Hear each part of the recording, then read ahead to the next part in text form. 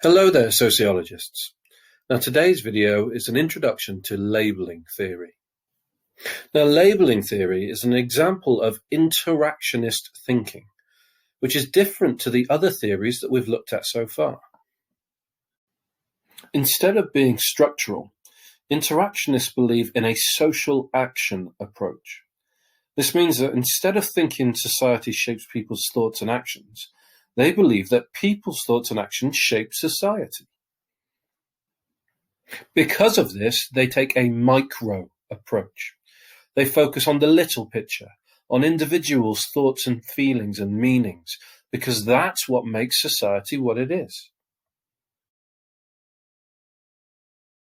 Another key difference between interactionism and the structural theories we've looked at already is that it's voluntaristic, not deterministic.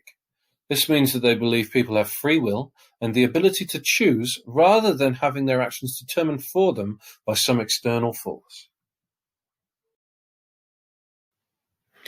Labeling theory is one of the best examples of interactionism. Today we're going to consider three key aspects of labeling theory.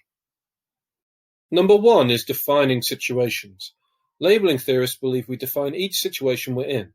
That is, we attach labels to each situation. For example, we might label this as a criminal breaking into a car. The truth may be that he's just locked out of his own car, but we would then treat that person as a real criminal. The second one is something called the looking glass self. This is the idea that we work out who we are by trying to see ourselves the way that we think other people see us.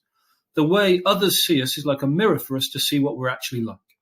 However, this becomes a self-fulfilling prophecy because we start to act the way that we think other people expect us to. The definition of the situation and the looking glass self work together to explain labeling theory. Take our car thief, for example. If others defined his situation as criminal and he starts to see himself that way, he may actually change behavior to live up to that label and start breaking into other cars, even if it was just his own car to begin with. The third concept is a career. Through labeling and interactions with others, individuals may go through a progression of collected labels called a career. For example, a citizen may become deviant, and then may become a criminal, and then a prisoner, and then an ex-convict. Each status has its own set of problems. So there you have a brief introduction to three interactionist concepts that form the foundation of labeling theory. I'll leave you with this. A shop assistant fought off a robber using a labeling gun today. The police are after the suspect and say there's a price on his head.